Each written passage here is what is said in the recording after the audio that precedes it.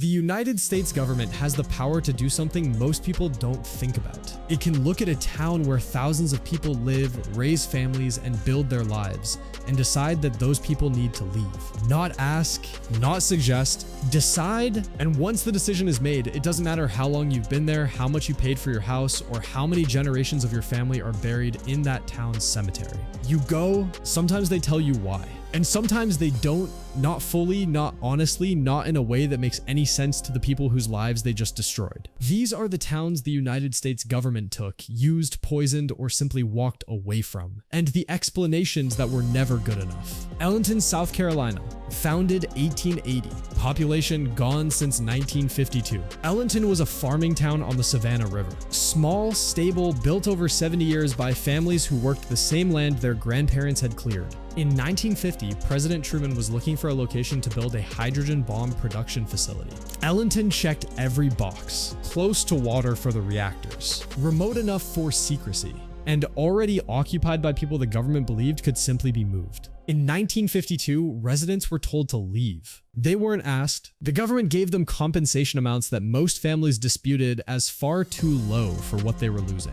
One resident, a woman named Marie Goff, reportedly told officials, "We'll be a long time forgiving and a long time forgetting." A song was written about the town called The Death of Ellenton. Every year, former residents still hold a reunion for a place that no longer exists. The Savannah River site that replaced it produced nuclear materials for decades. What the full environmental impact of that production did to the surrounding region remains disputed to this day. Times Beach, Missouri. Founded 1925, population officially zero since 1985. Times Beach started as a vacation community outside St. Louis, designed for city residents who wanted cheap weekend getaways. By the 1970s, it had become a working-class town of about 2,000 people. To keep the dirt roads from getting dusty, local officials hired a man named Russell Bliss to spray them down. Bliss used waste oil. What nobody knew was that the oil he was spraying came from chemical plants that produced Agent Orange, the defoliant used during the Vietnam War, and it was heavily contaminated with dioxin. Dioxin is one of the most toxic substances ever created by humans. In 1982, the EPA tested Times Beach and found dioxin levels 100 times above what was considered safe. The government ordered an immediate evacuation. By 1983, every resident was told to leave and never come back. The federal government bought the entire town. They bulldozed it. Today, where Times Beach stood, there is a state park called Route 66 State Park. The picnic tables sit on top of where people's houses used to be. Officials will tell you the land is safe now. Former residents are not convinced. Picture, Oklahoma. Peak population 20,000. Population today 0. At its height, Pitcher was one of the most productive mining towns in the United States. The lead and zinc pulled from the ground here supplied bullets for both World War I and World War II. The government needed what Pitcher had, so for decades, the environmental consequences of mining were ignored or actively concealed. By the time independent researchers started measuring the soil in the 1980s and 1990s, the contamination was catastrophic. Lead levels in children's blood were so high that experts later estimated a significant portion of an entire generation in Pitcher had suffered permanent neurological damage. The water was poisoned. The ground itself was hollow, riddled with mine shafts that could collapse without warning. A child actually fell into one. The EPA declared it a Superfund site. By 2009, the government bought out the last residents and the town was officially dissolved. Today, what remains of Pitcher is fenced off, patrolled by security, and is surrounded by massive gray mounds of mining waste called chat piles that are taller than some buildings. Nobody lives there. Nobody is allowed to live there. And the federal government still hasn't finished cleaning it up. Love Canal, Niagara Falls, New York, abandoned 1978.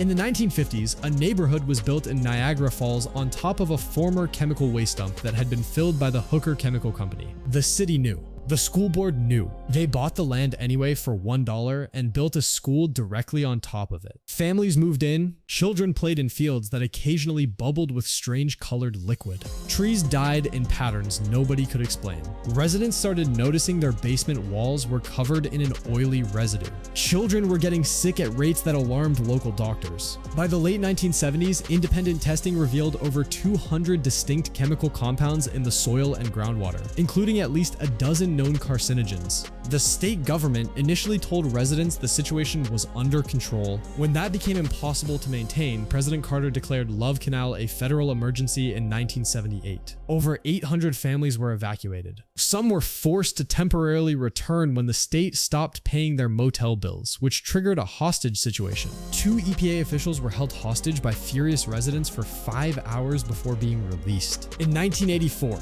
the government settled with over 1,000 former residents for $20 million. Whether the area is actually safe is still debated. Part of the neighborhood was rebranded as Black Creek Village and resettled with new families who were reportedly not given full information about the history of the land. Centralia, Pennsylvania. Peak population 2,700. Population today 5. In 1962, someone in Centralia made a decision that doomed the town forever. Local officials wanted to clean up a landfill before a holiday. They set it on fire. The landfill was sitting directly above an abandoned coal mine. The fire spread underground into the coal veins, and it has never stopped burning. The underground fire in Centralia has now been burning for over 60 years. It has created sinkholes that swallowed sections of roads. It has filled homes with carbon monoxide. It has cracked the earth and released toxic gases into basements. In the 1980s, the state and federal government condemned most of the town and began a buyout program. Most residents took it. A small number refused. Today, 5 residents remain in Centralia, legally fighting the government for the right to stay in the place they were born. The smoke still rises from cracks in the empty streets. The government's official estimate for when the fire will burn itself out is somewhere between 100 and 250 years. Gilman, Colorado, founded 1886. Population 0 since 1984. Gilman sits on a ridge above the Eagle River in the Rocky Mountains, and it may be one of the most visually striking abandoned towns in the entire country. Old Victorian houses, a school, a church, a company store, all still standing, still intact, perched on a mountainside, and completely inaccessible to the public. Gilman was a mining company town, owned entirely by the New Jersey Zinc Company, which meant every resident rented from their employer. Decades of zinc and lead mining contaminated the soil and the groundwater to a degree that health officials eventually called severe. In 1984, the state of Colorado ordered the evacuation of every resident. Nobody is allowed to live there. Nobody is allowed to visit. The whole town sits behind fencing, watched by a private security company, perfectly preserved and completely empty. The buildings haven't been demolished. They haven't been restored. They're just sitting there on that ridge while the contamination in the ground below them is still being mapped. Nobody has given a clear answer about what happens to Gilman next. Camp Hero, Montauk, New York. Decommissioned 1981. Camp Hero started in 1942 as a coastal defense installation disguised as a New England fishing village so German U-boats wouldn't realize it was a military base. That's not the unusual part. After World War II, it became a radar installation during the Cold War, housing one of only 12 massive radar towers ever built in the United States. That tower is still there. The base was decommissioned in 1981. But when it was turned over to New York State as a park, certain sections were sealed. Tunnels remain locked. Underground areas have never been open to the public. The official explanation is that the sealed areas contain hazardous materials from the Cold War era that haven't been fully remediated. That may be entirely true. What makes Camp Hero unusual is the consistency and detail of what former employees claimed happened in those tunnels during the 1970s and 1980s, experiments involving radar technology, human subjects, and classified psychological research programs operating under a name the government has never confirmed or denied. Whether any of that is true is something the government has simply never addressed. The tunnels stay sealed. The questions remain open. The Bikini Atoll communities, Marshall Islands, relocated in 1946. Some never returned. This one isn't on American soil, but it was done entirely by the American government, and it remains one of the most consequential forced relocations in modern history. In 1946, the United States asked the Bikini Atoll Islanders to temporarily leave their home so the military could conduct nuclear weapons tests. The Islanders agreed, believing it was temporary. Between 1946 and 1958, the United States detonated 23 nuclear devices over the Bikini Atoll, including the Castle Bravo hydrogen bomb bomb in 1954, which was 2.5 times more powerful than any estimate the scientists had projected, and which rained radioactive fallout over inhabited islands and a Japanese fishing vessel. The Bikini Islanders were relocated multiple times as each new island they were moved to proved insufficient. By the 1970s, the government told them it was safe to return home. Some did. Then new testing revealed that the coconuts and fish they were eating had concentrated so much radioactive cesium that the island was still dangerously contaminated. They were evacuated again in 1978. In 1990, Congress awarded the Bikini Atoll community $75 million in compensation. The residents said it was insufficient. They are still waiting for a home they can permanently return to. The Bikini Atoll is now a UNESCO World Heritage Site. The people who live there are scattered across different islands, living in communities they did not choose, for a situation they never caused. Treese, Kansas. Population 0 since 2012.